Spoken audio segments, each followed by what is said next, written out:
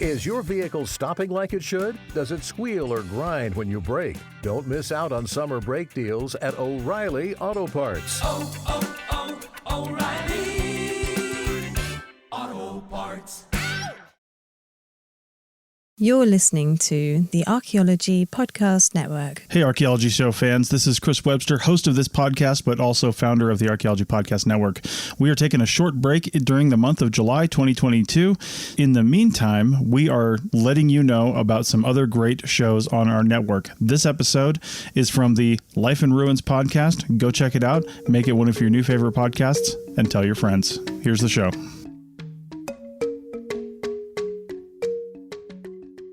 Welcome to episode 105 of the Life in Ruins podcast. I'm your host, Carter Garber, and I'm here with my co-hosts, David Jonathan and Connor. David Howe and Connor Jonathan. Today we're interviewing our guest, Stefan Milo, who's returning to us for the third time on this podcast, and we're super excited to have him on. So, thank you for coming back on the podcast. Stefan, how are you doing this evening? All right, you did it, man. You got me to laugh again. Stefan walked away. He just walked away. It's all frozen for me. I can't tell.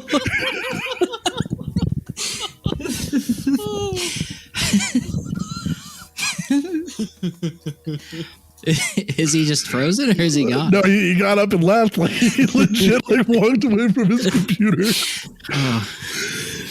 And we lost our guest. No, he's getting Thanks so much. Stefan, it's always a pleasure to have you on the show. I'm really grateful for you to be here right now because we know you're super busy and your YouTube channel's really taking off. So you're a dad. And so, any moment that we can get with you is always a treasured time. Yeah, thanks. Oh, that faded really quickly. Yeah, thanks. It's fifth appearance now on the podcast. He just left the room, I thought, in disgust, but he came back with a balloon.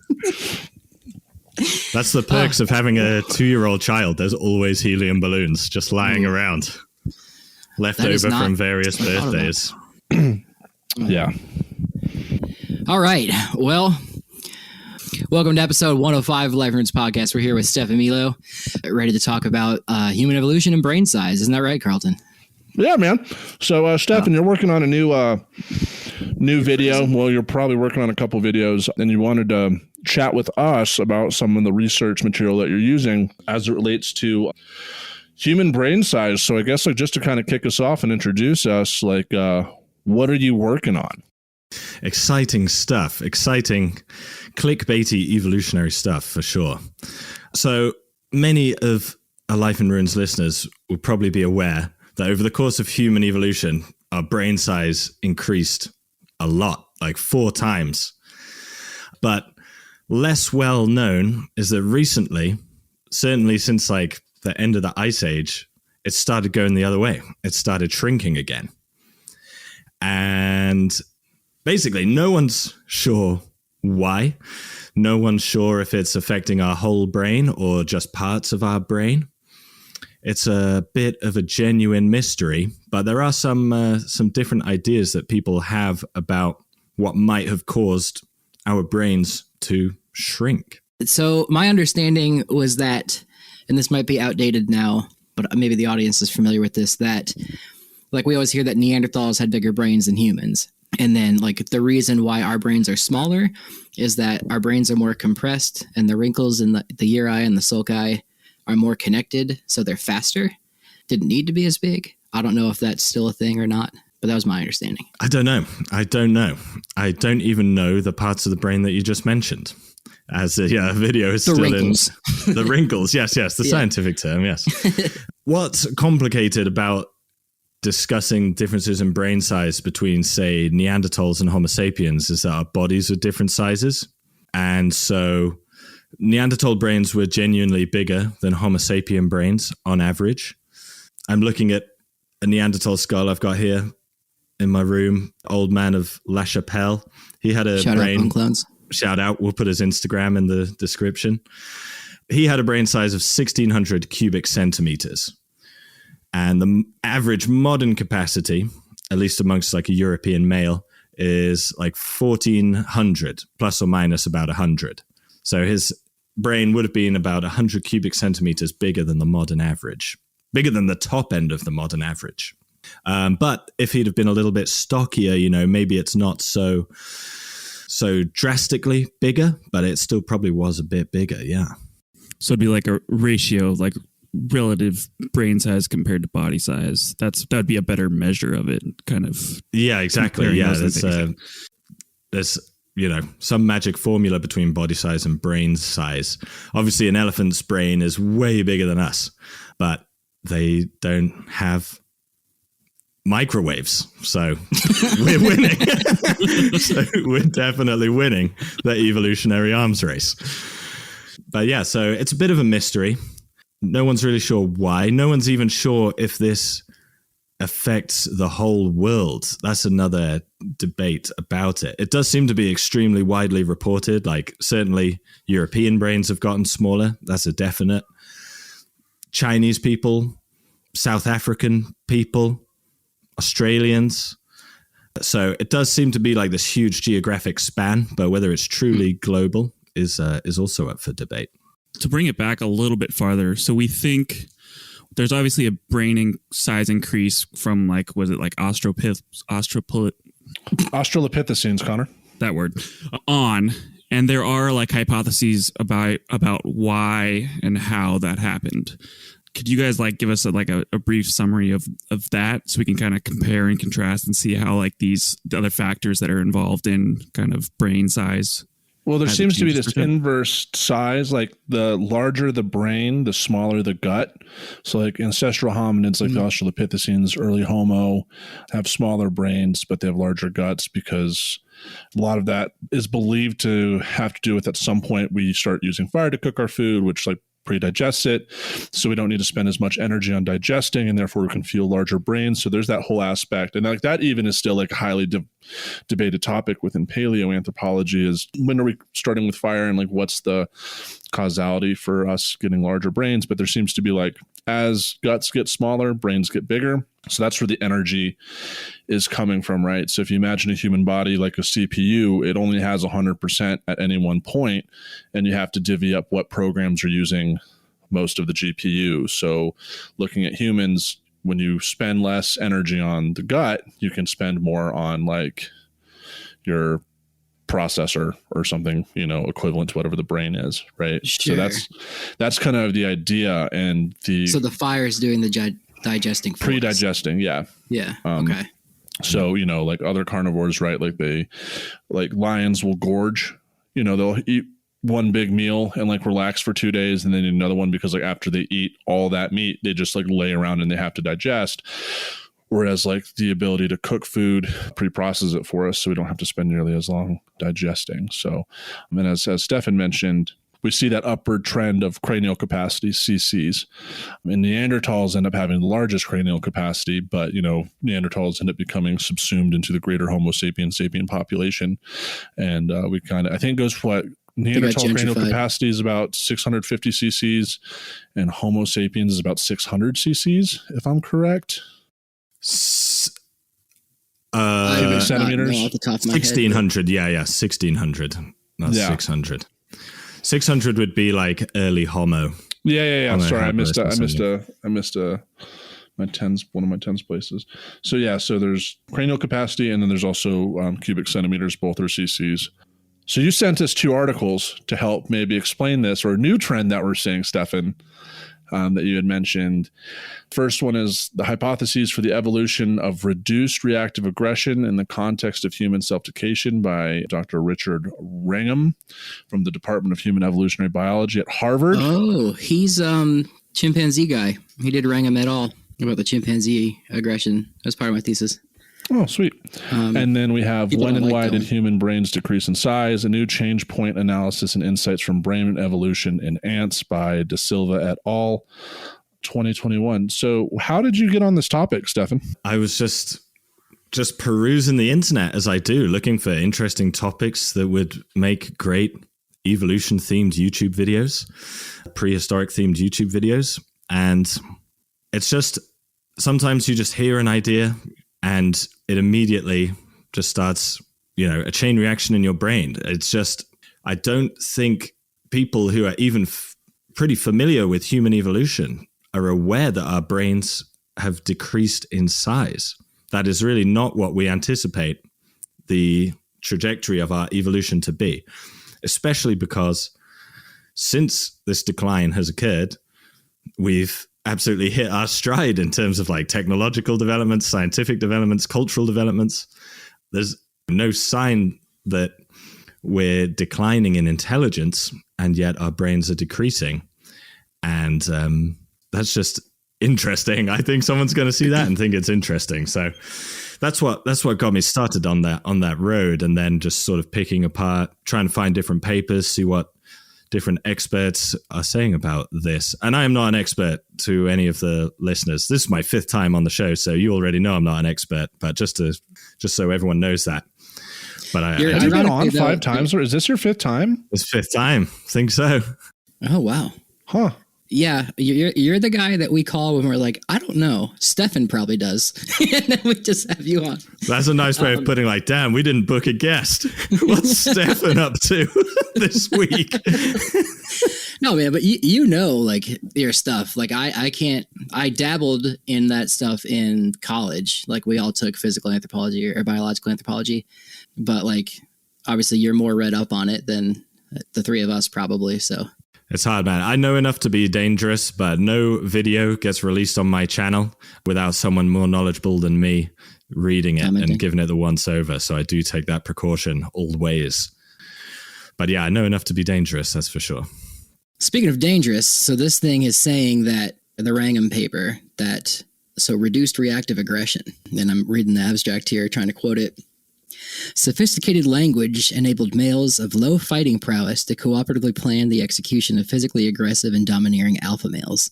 This system is known today as a leveling mechanism in small-scale societies. Group-structured culture selection possibly accelerated the process.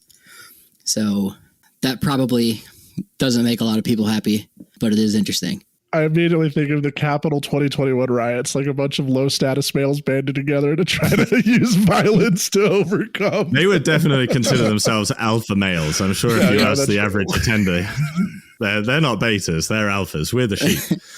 Yeah, but that's basically one of the main ideas behind this brain reduction is that humans have somehow domesticated ourselves in the same way that we've deliberately domesticated animals like cows and sheep and goats and things. We've also inadvertently What do you got against dogs? Done the same process to our bodies.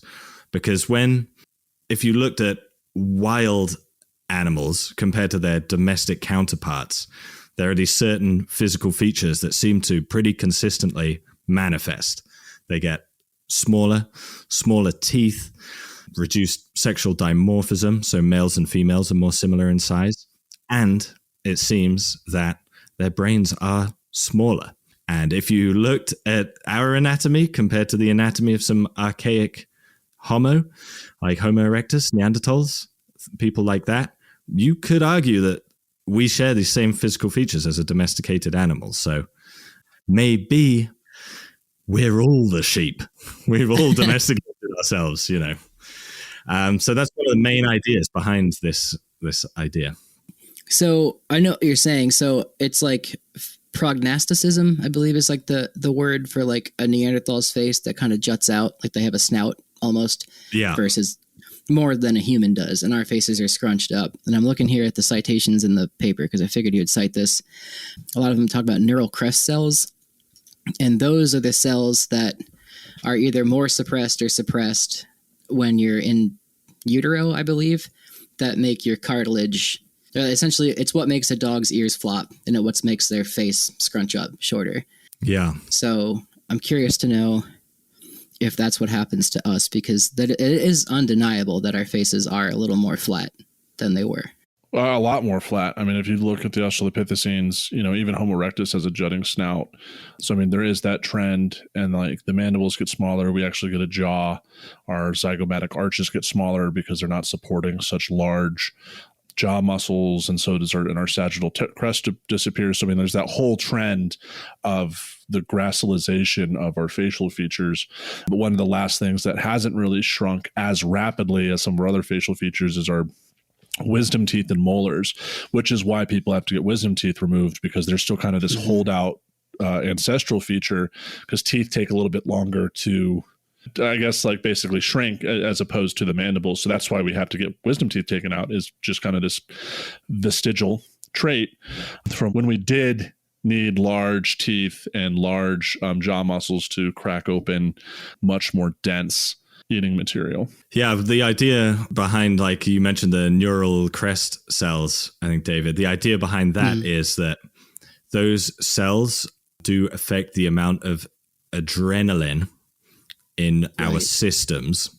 And so the idea behind maybe they're responsible for this domestication is that a wild animal maybe has more adrenaline in their system. That's why they're reacting violently.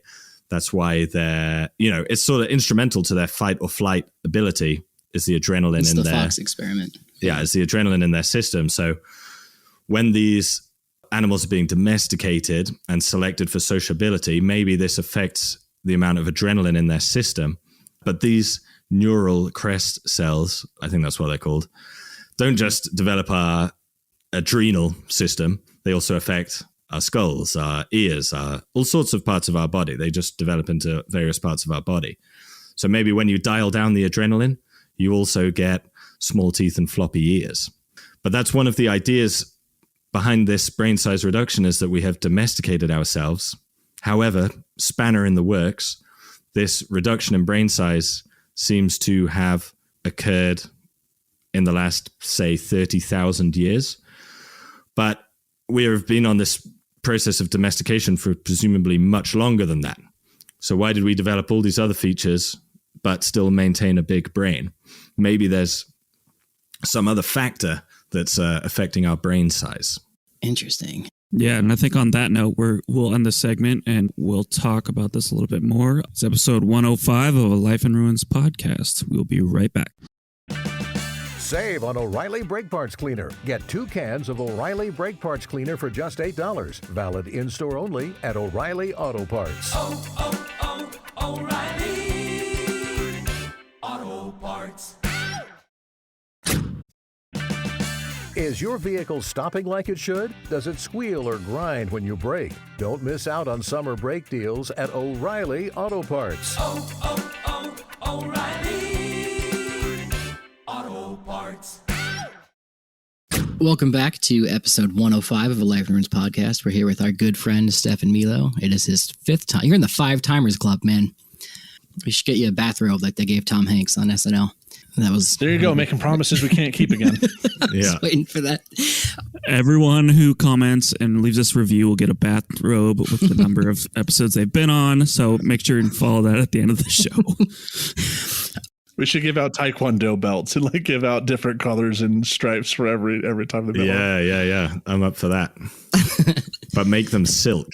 Ooh. Yeah, like a Kung Fu one. Out of the finest robes. Yeah.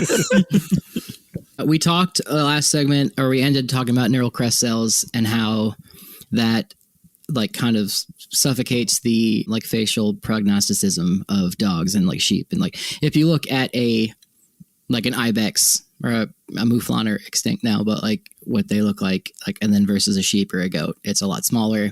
Dogs are a lot smaller. Cats kind of stay the same. But is that happening with humans? And this domestication with humans, it's not necessarily like at the rise of agriculture 10,000 years ago. It was happening before that, like we were saying 30,000. So do we think maybe it has to do with like people starting to live in like not sedentary villages, but like we're living in camps and traveling around more around that time? It's more. I don't know, but like, for me though, like domestication, like we did a whole series on domestication. If you haven't listened to it, go back, because we actually go through the processes of domestication, right? Like part of domestication is selective breeding. We didn't do that. You know what I mean? Like intentionally.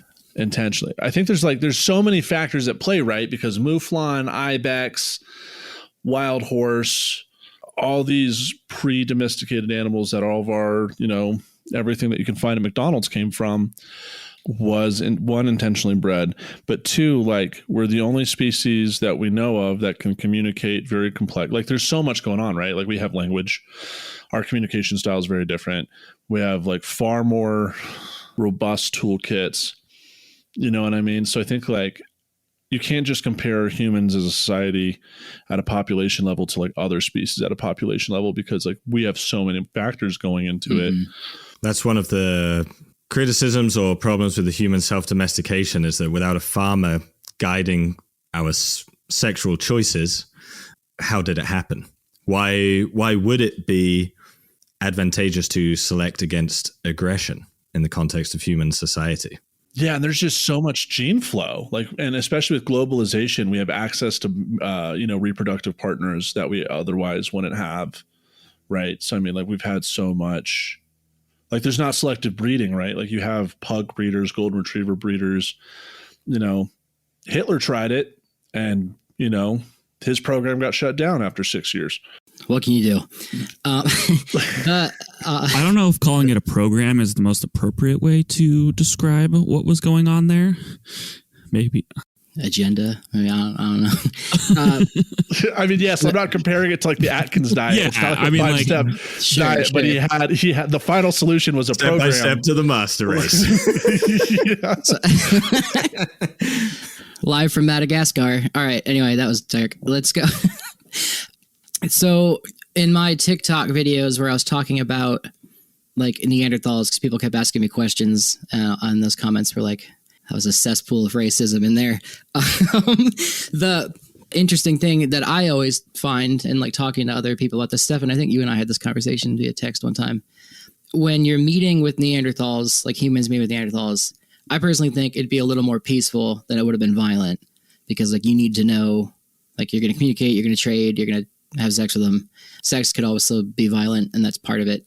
But if we're not selecting for less aggression, it's like humans at this point have the choice to be like a little more peaceful than like aggressive with each other when they're meeting, and then we start spreading around everywhere. Like maybe that's part of it.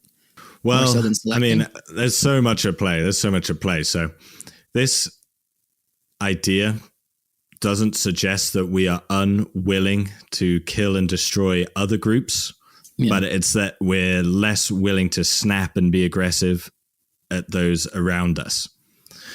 That's where the reactive aggression part of the title of that paper came in. Obviously, we're still extremely capable of terrible acts of violence.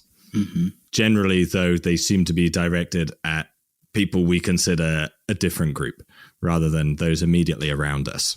But yeah, I mean, you know, if the idea is that we have been on this domestication process and Neanderthals were on it to a lesser extent, then maybe it's hard to explain our interbreeding with them, because when we met, you know, we were similar enough that we bred, and the offspring of that interaction were successful enough in their communities that their genes were passed on, because we still have that Neanderthal DNA within us to this day, or Denisovan DNA if you're from Asia, Australia, the Americas as well.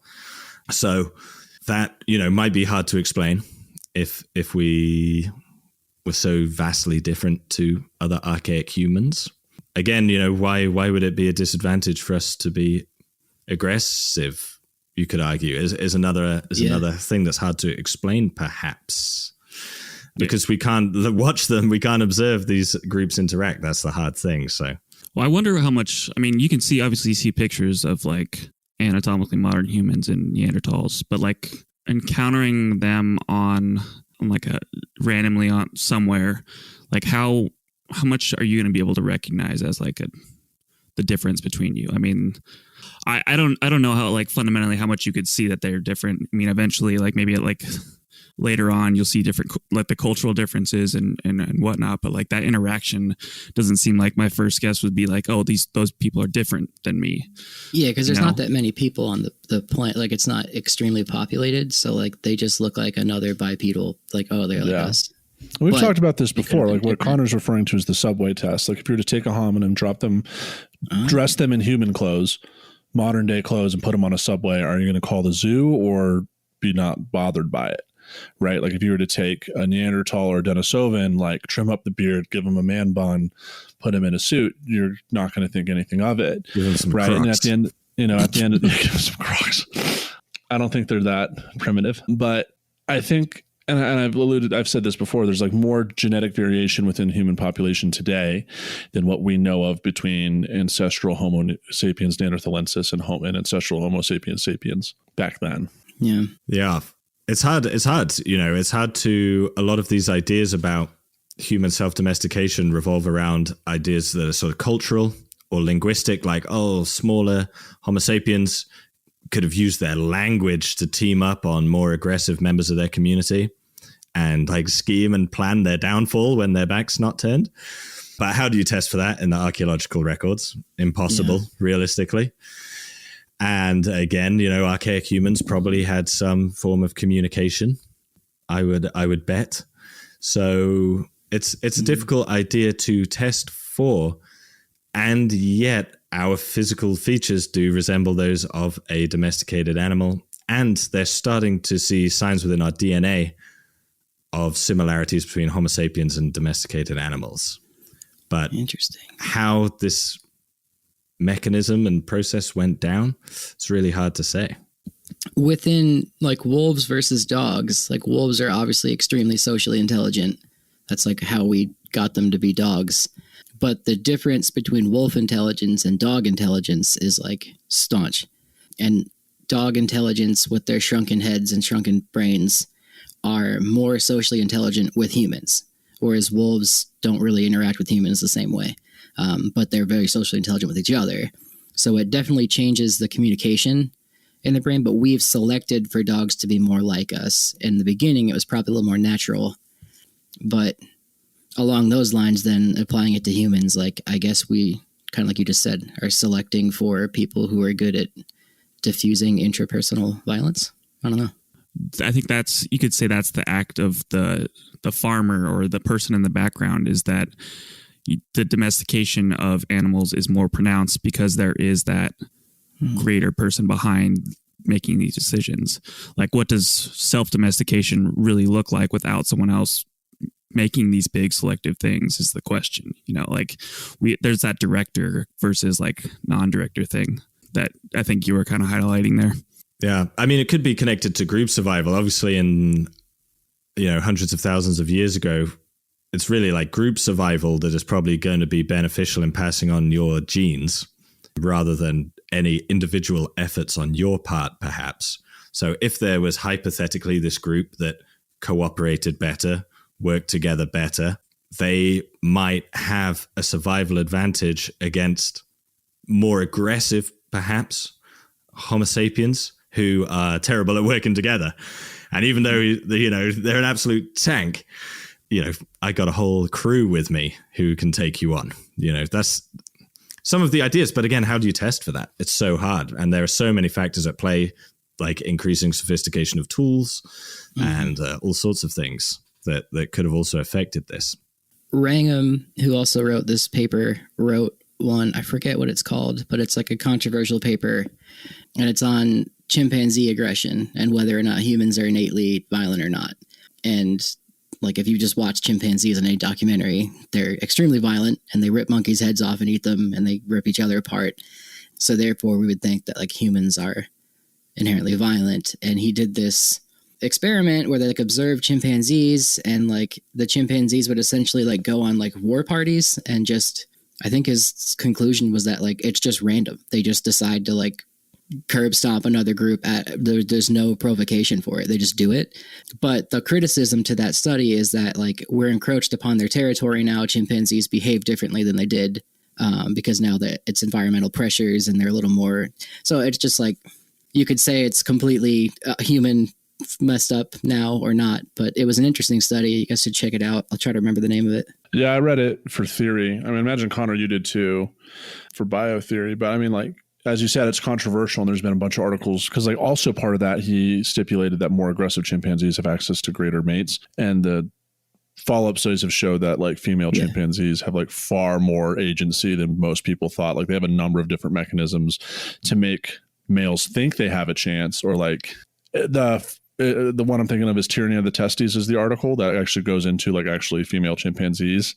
That's the best title for any article ever. They have a number of different mechanisms to like make sure that they actually have the choice in who they're breeding with. And so oftentimes they will trick like those most dominant violent males into thinking they had a breeding session when in fact they used various apparatus to keep the semen from doing any of their work. Wow, that's crazy. Highly recommend. It was one of the most fascinating articles I've ever read. So pulling it up right here. It's Wrangham et al. 2006. I just can't remember the name of it. I mean, and we've talked about this several times now. Like there's so many more factors when it comes to humans other than just, and like, how are we measuring violence, right? Like, you know, what determines it? You know, it could be argued maybe it was like religion that domesticated folks. You can look at how after Christianization, Scandinavian populations didn't go raiding as much. Like there's a number of different, I think, case studies we can look at to show like different cultural apparatus can change your behavior, right? For sure. Well, let's get on to, let's ignore human domestication then, and let's get on to some of these other factors, like the world's greatest time period, the Neolithic.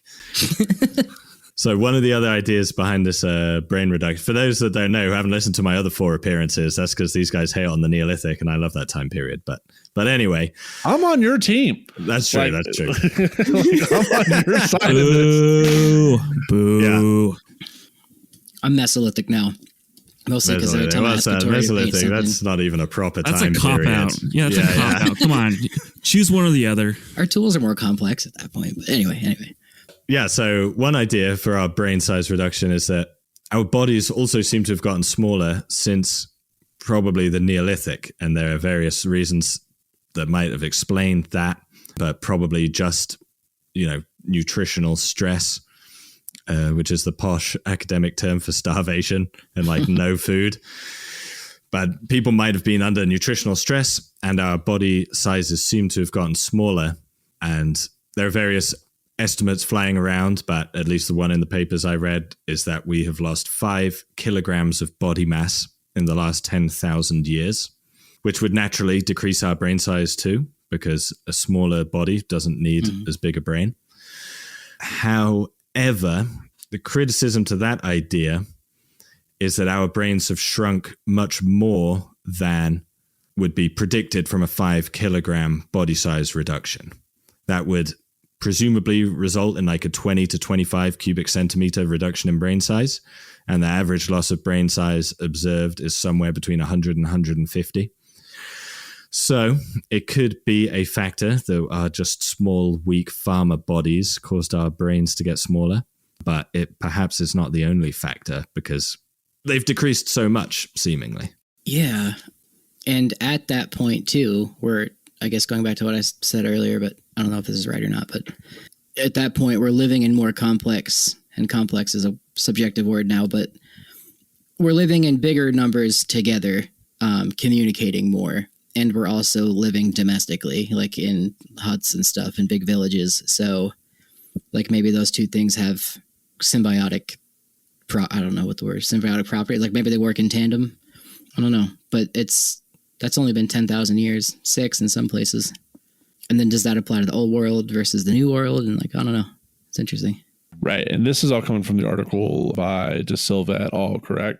Yeah. John Hawkes did the criticism of the idea that farming reduced our brain size because he thinks our brains have decreased by more than should be expected.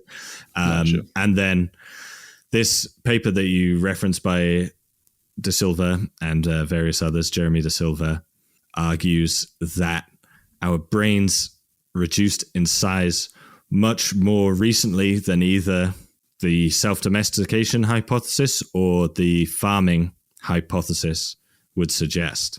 And he thinks, based on this study of 985 skulls, I think, that our brains have decreased in size as recently as like 3 to say 5,000 years. So real recent evolution. Yeah. And then they want to know if brain evolution in ants can also help solve the problem, which is a whole other Can of ants. That's a whole other can of worms. And Remember to talk about babies when we get back. All right. All right. Well, we'll be right back with segment. We'll be right back with Stefan Milo here on episode 105. Stay tuned. Hey, everybody. Chris Webster, one last time, just to remind you to go subscribe to the show that you're listening to right now, because it's fantastic and you know it. So go subscribe to it. If you want to see more of what they have to put out without actually jumping into your podcasting application, go over to arcpodnet.com and click on the logo for that show right on the front page. Also, don't forget about our membership program, arcpodnet.com/members. I just was listening to a podcast about podcasting the other day, and somebody who's been podcasting forever said they have over 1 million downloads per episode, and only less than 0.01% of their listeners actually subscribe to their show in any sort of way or give them any sort of, membership donation. And I was like, that's actually accurate. But our numbers are a little bit higher than that, because I think people like supporting what we're doing over here, knowing that this is not a business by any means. It is a podcast and it just has operating costs, and we like you to help support that. So anyway, arcpodnet.com/members. All right, back to the show, and don't forget to subscribe to it if you like it. And welcome back to episode 105. We're still here with Stefan Milo. We are not charging him by the hour for all of his appearances, but Stefan mentioned charging me, more like paying me. Yes, he's not charging us. Yeah. By De Silva et al. That they have over the population of their sample. Basically, they're comparing different cubic centimeters of cranial capacity among Homo sapiens back to Australopithecines. Total, they have 988 individuals, 988 specimens. However, one of the things that I'd like to highlight is that most of that data is Homo sapiens. So like if you look at the graph of this article, and you guys will be able to find this article on our episode description. So if you look at the graph, figure 1 on page 3, I mean, they can have a somewhat representation of how many samples they have. But if you actually go in, they'll tell you with the supplementary data, right? They have like 1 Sahelanthropus, they have 29 Paranthropus, 1 Ardipithecus, and then like 156 late Pleistocene Homo sapiens, or late Pleistocene Homo. So that includes the Denisovs, Neanderthals, and early modern Homo sapiens. And then Holocene Homo sapiens, 699. So modern day Homo sapiens comprise over 70% of the data that they use, whereas some of the more ancestral hominids going back from Miocene hominids to Australopithecines, they're in like the single or double digits. So like already, like from my aspect of looking at this as a data scientist, sample sizes is critical. And this isn't like them trying to be sneaky.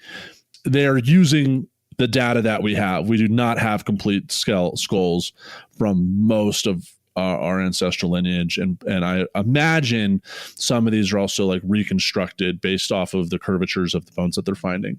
And they are. I have spoken to Jeremy De Silva. He is obviously well aware that is the weakness of this study, is the sample size. But there is only 1 Sahelanthropus skull in the entire world that we have. So absolutely. That is, it's just that's just how it goes with the archaeological record when you go so far back in time like that.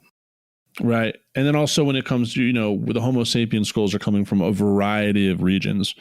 Right. And so what I like to see personally is there differences among continents, among different demographics?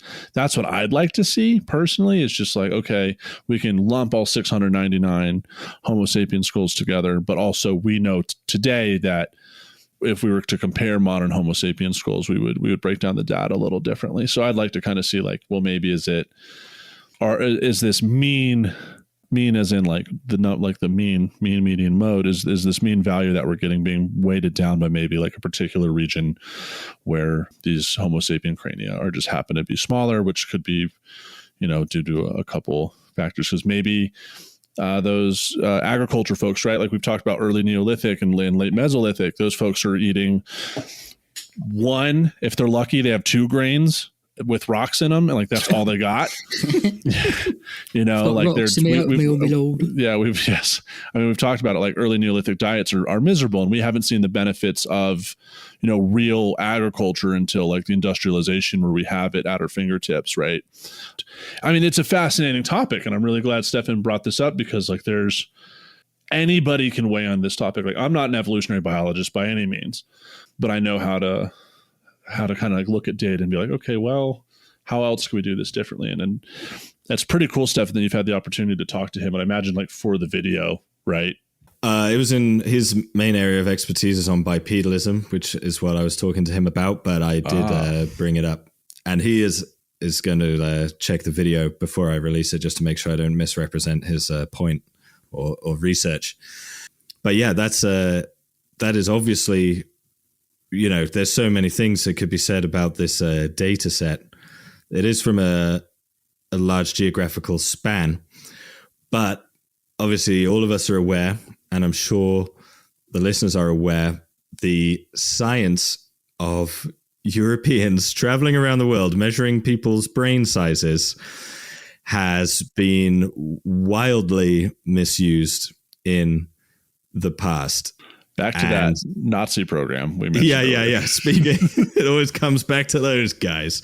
Well, we could also talk about it before that. I mean, we don't always have to talk about the yeah. Nazis. Yeah, we could talk about like the late 1800s folks. We could talk about who the Nazis based their program off of, which was American anthropologists who were the groundbreakers for everything the Nazis did in the 30s. They're like, how do we optimize the genocide of American Indians? Like, let's take what the U.S. did and make it more efficient. Well, yeah, they're pioneers of our discipline that were then the pioneers of what was ultimately used for the Nazi program. Like we revere these people, but there's always that asterisk, right? If you take this all the way to the end of where you wanted to go. I mean, maybe people were coming in Ellis Island left and right. Maybe they took some calipers out and dished them out to different states depending on the size of their heads. Maybe. But what can you do? They didn't let David's family get further than New York. They're like, you got to stay right here. Your heads are too big. Not going anywhere. Contribute to the economy. In terms of like biases, so obviously there was that bias that people had, that people just went around measuring skulls just to prove that Europeans were the best, or they thought they were the best. I should Western Europeans. There's an asterisk. Yeah, Western Europeans. Just British people were the best,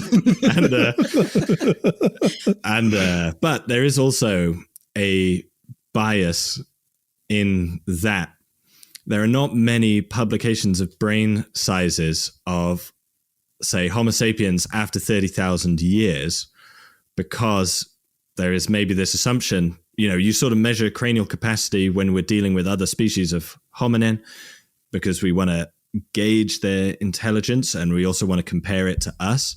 But then once Homo sapiens are the only species in town and we're on every continent, I think, honestly, this tendency to measure our cranial capacity isn't there.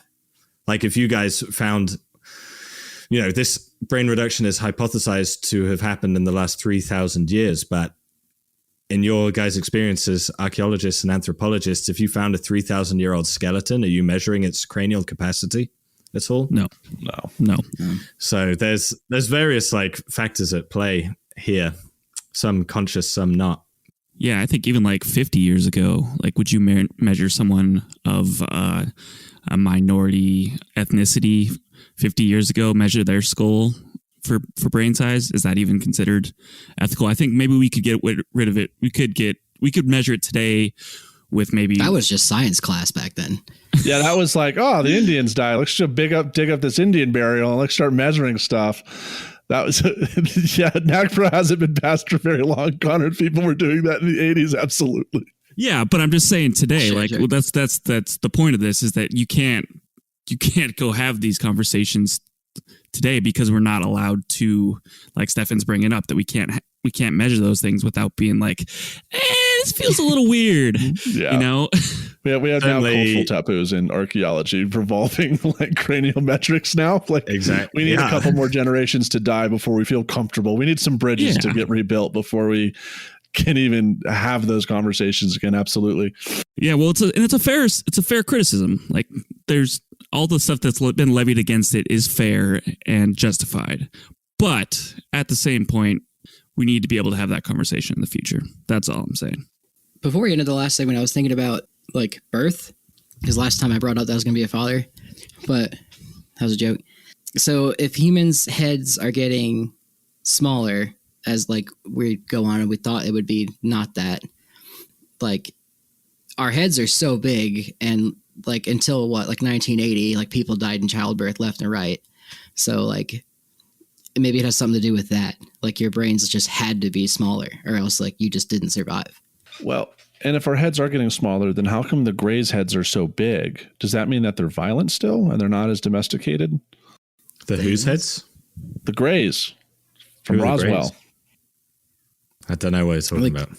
It's an alien joke, Stefan. Like, the gray alien. Sorry, yeah. Connor's shaking his head. I thought it was like a Skyrim joke or something. It's like the Stormcloaks or. No, have you ever seen Paul, or like how aliens have massive heads? They're all being delivered by C-section once you get to that level of technology, for sure. No, but you're right, David. There is this like push-pull factor with like the evolution of our brain size. Like on the one hand, you want the biggest brain possible to, you know, just have more room for memories and intelligence and all these things. But, you know, you don't want to dislocate your pelvis. is that you're going to kill your mum if your brain is too big. So there may be fundamentally some survival advantage in having the smallest possible brain that can still function perfectly well in human society, just because of that easier childbirth. That just might be fundamentally advantageous. And maybe like, and this is, once again, I have no background on this, the advent of the printing press and writing and like documentation where we don't, maybe there's a part of our brain for memory that isn't being needs as much energy because we have like a Dropbox in the form of literature, the web, that we don't need to put as much. And I have no idea how the brain works. Like I'm totally off on this, right? But maybe like our processing power, right, going back to that analogy, isn't required to remember stuff as well because we have these other extra biological mechanisms to help our brains function without our brain having to put in the effort.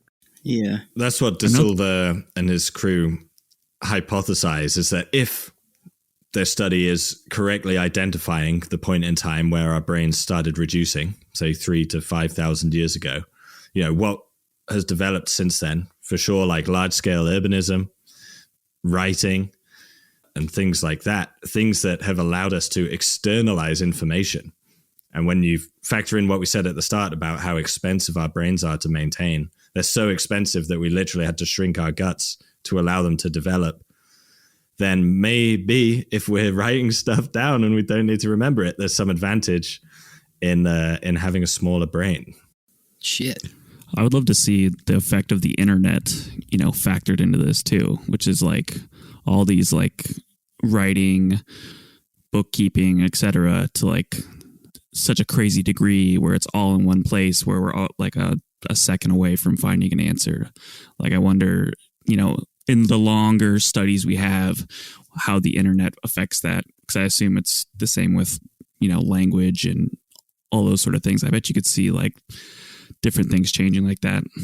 It would be interesting. I feel like the kids of these days, these TikTok kids, are like not using their brains as much. I will tell you, as someone who teaches freshmen, I am concerned for the ability of students to retain information, because it is, I can't tell if I'm becoming an old curmudgeon, maybe they got a lot of their plates.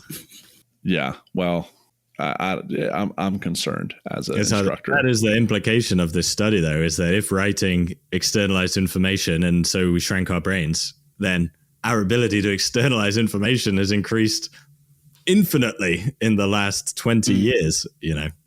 Like your listeners could literally be shrinking their brains listening to this podcast.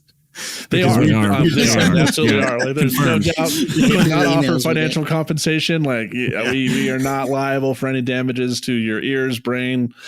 You know, that's fascinating though, because then like in an apocalypse situation, one, people are going to start dying in childbirth left and right again. So there could be a huge bottleneck. And then also, well, not if our brains have gotten smaller, but yeah, carry on. Yeah. Isn't it still like it's pretty rough to have a baby? I don't know. Well, definitely. I mean, that's also just bipedalism in general. Like, yeah. I mean, for sure, more would die if modern medicine just poof and disappeared. More people would die for sure. Yeah. But let's get back to the dark ages in terms of child mortality. Yeah. But with that, in addition to like not being able to externalize and share information well, and you're going back into like little bands of people, like, yeah, population would just like, that's interesting. Because I don't know, I could go on a whole tangent on that, but yeah. Well, it's like you have an external hard drive that you loaded all your files onto, and you keep it all there. Yeah, you keep it in the cloud. You keep it somewhere else where you're like, I need to access this at some point, and then you cut off that connection to that, and then you're stuck. Internet's gone. Just with your base files. You're like, I can drink water. I can maybe eat food. I can maybe want to have sex. You know, there's like, you might lose the more complex things there, but like the base data is still there. The OS is still there. Kind of thing. Huh. Just what would be RAM? Carlton's. What is RAM? I don't know, fellas. I don't know what RAM is in our hypothetical comparing humans to computers idea. But I'm just desperately trying to think of a sex joke. What would be the RAM? I'd be the RAM, David. Repopulating the yeah, you go. I guess this was a lot of fun stuff, and like thank you for pushing us to talk about a topic that pushes outside our wheelhouse. Like, I really enjoyed this conversation. It's always a pleasure having you on the show. Maybe one day we'll be able to compensate you for your time, but it is not this day. It is not this day. No. There's some sort of trade going in the background that we probably shouldn't talk about because, we don't want to talk about why we are trading our half Indian friend to Stefan. Yeah, well, actually, I'm probably going to interview you all one by one. We're engaging in Indian giving. Is what's happening right now? The new Thanksgiving. That's the first thing I thought of when you sent that email back. You're like, "Oh, I'd love Carlton to come talk about this," And I was like, "Oh my God, we're selling." Well.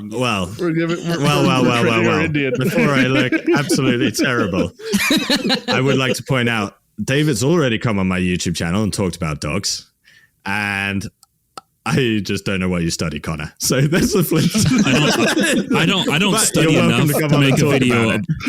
No, I don't study enough stuff that is important enough to make a video about. So It was just a really bad joke. So yeah, sorry. Do you have any any final thoughts or things you want to say, Stefan, about these papers? It's been fascinating. Yeah. Just bear in mind that I've been researching this topic a lot for the upcoming video, but I could have got some things wrong. But also, I was right about everything, and it's a really fascinating subject. Yeah, if anyone has any other sort of quirks of human evolution that they think they've heard about, let me know on Twitter. I'll do it. And feel free to use any. Milo. Yeah, and feel free to use any clips if they're useful of this episode for your show. I don't know if there's anything your elite audience can take out of A Life in Ruins banter, but feel free. And for anyone else, for a handful of beads and a blanket, you too can get an Indian to appear on your show, YouTube or podcast, whatever platform you use. Lord. I had a question about Putin. Like, does he have more prognosticism than other people, and that's why he's more aggressive? No. Well, I do worry that after I release this video, everyone's going to be looking at their like big-headed cousin. Kind of funny, like what's going on with this guy? Yeah, that would be the implication. Could get applied bad. But no, I think this should be all right. Awesome. So where can our people, our people who are already following you, where can they find you on your YouTubes, your Twitters? Just go to best place is youtube.com/Stefan Milo, STEFAN MILO. Don't skip the ads. And yeah. He needs that revenue, guys. Well, Stefan, it's always a pleasure having you on the show, man. We really appreciate your time. You guys can find Stefan on YouTube, as you just said, Stefan Milo. Really great content. I use it to teach my students when I don't feel like teaching. So right. Keep up the good work, Stefan. And with that, we are out.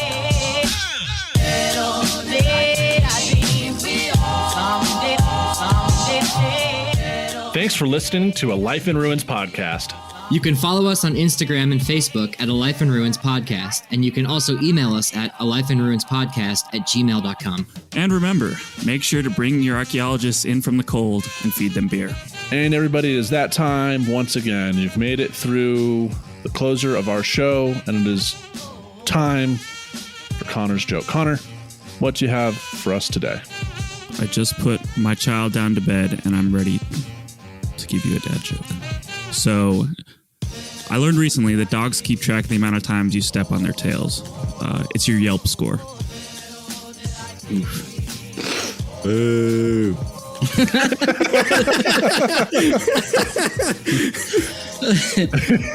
With All that, right. we are really out. Thank you, everybody.